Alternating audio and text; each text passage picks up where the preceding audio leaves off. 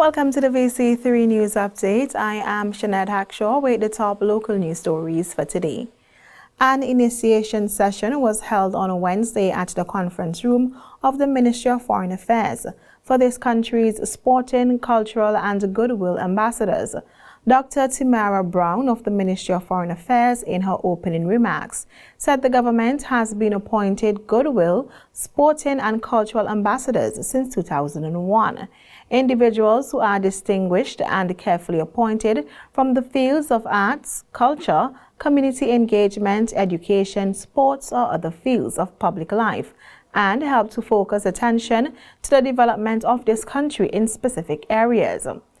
Sport Minister Frederick Stevenson said gratitude must be extended to Prime Minister Dr. Ralph Gonsalves for starting the process of recognizing the contribution of outstanding Vincentians in the various fields.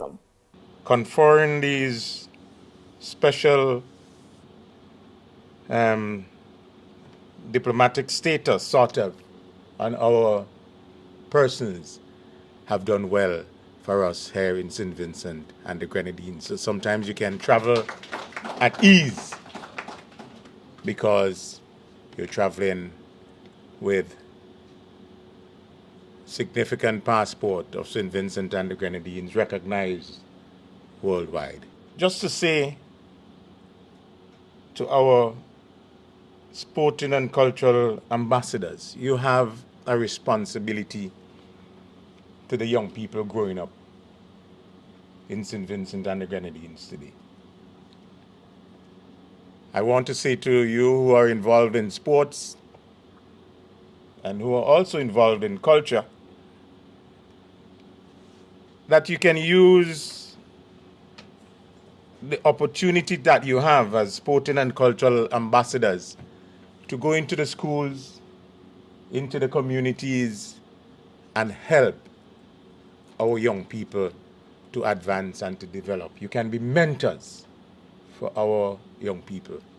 He also congratulated the Ministry of Foreign Affairs for its efforts to bring together all the appointed ambassadors over the years. The question of making proper use of our recognized sporting and cultural nationals was posed by Tourism Minister Carlos James, who said that some people tend to misunderstand the role of such individuals.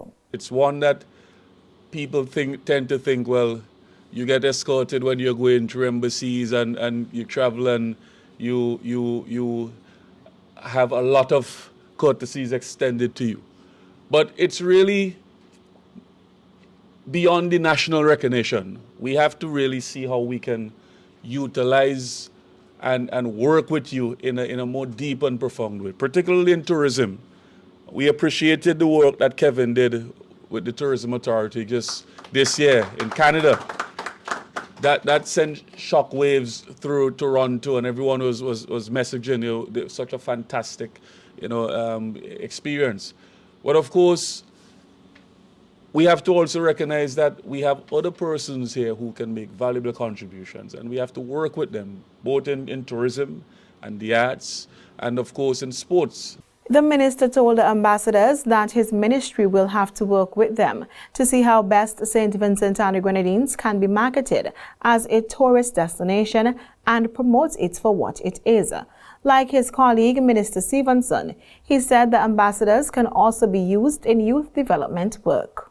I know Rodney's doing a lot of work in culture and so on, and with PAN.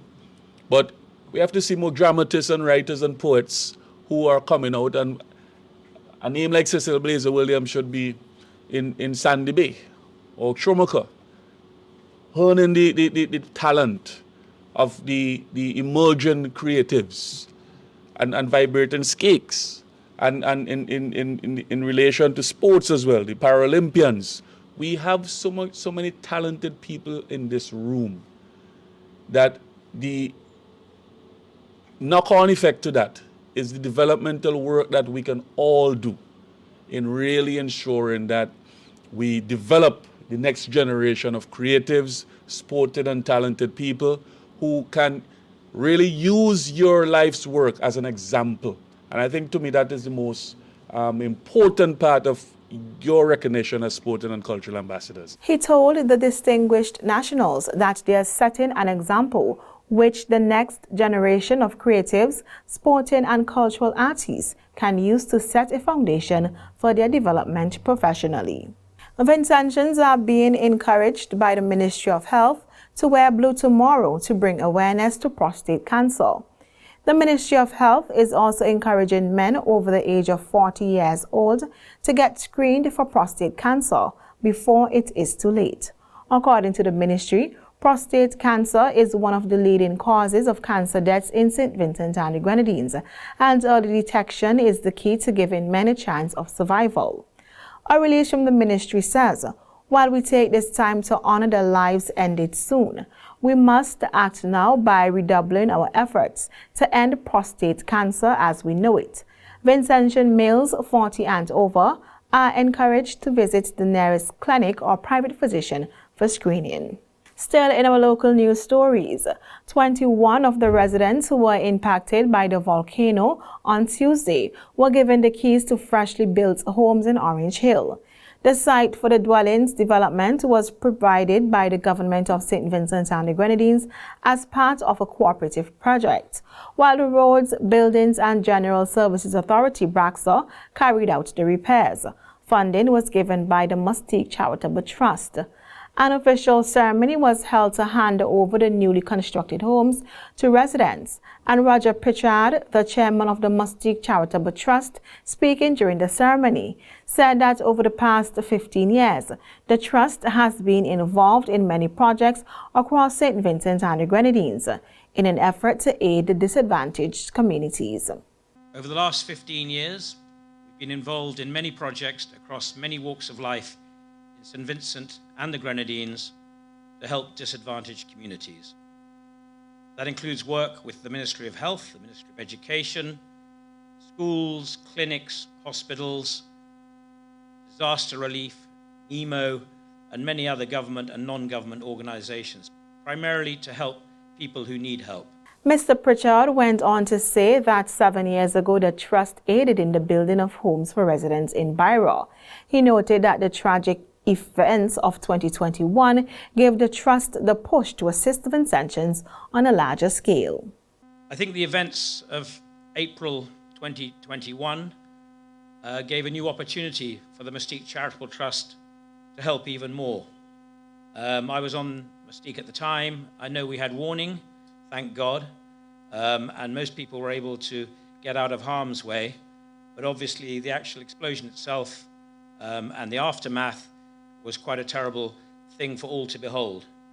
But I do remember the very next day, we were taking 100,000 gallons worth of drinking water from Mustique on our ferry, the Endeavour, into Kingstown, where I had pictures of hundreds of trucks coming from some of the remote areas on the windward and the leeward side to provide immediate relief.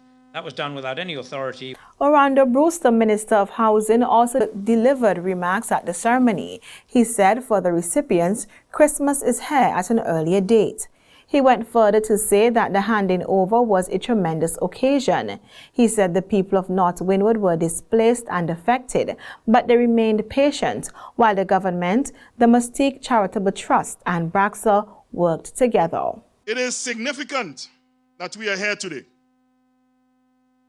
The people of North Windward, you were displaced, you were affected, and you took the time. You maintained a patience and a calm as we put together the necessary to make sure that this government delivers on its mandate, which is taking care of our citizens here in St. Vincent and the Grenadines. The 21 houses are in addition to 27 built in Orange Hill and handed over to volcano-affected residents of North Windward in September 2022. 20 additional homes are being built in Sandy Bay for persons who lost their homes during the 2021 eruptions. Those 20 houses should be handed over to persons by the end of October 2023.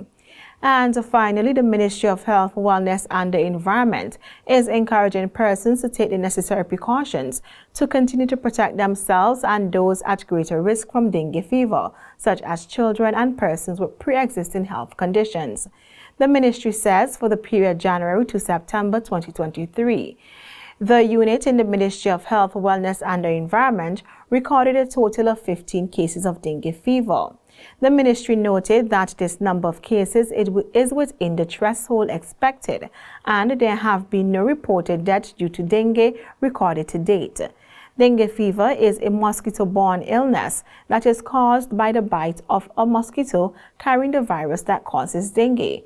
Persons are encouraged to seek early care from their healthcare provider if they are experiencing fever accompanied by nausea, vomiting, skin rash, body aches and pains, swollen glands and headaches. The ministry says persons should also pay attention to the warning signs of severe dengue.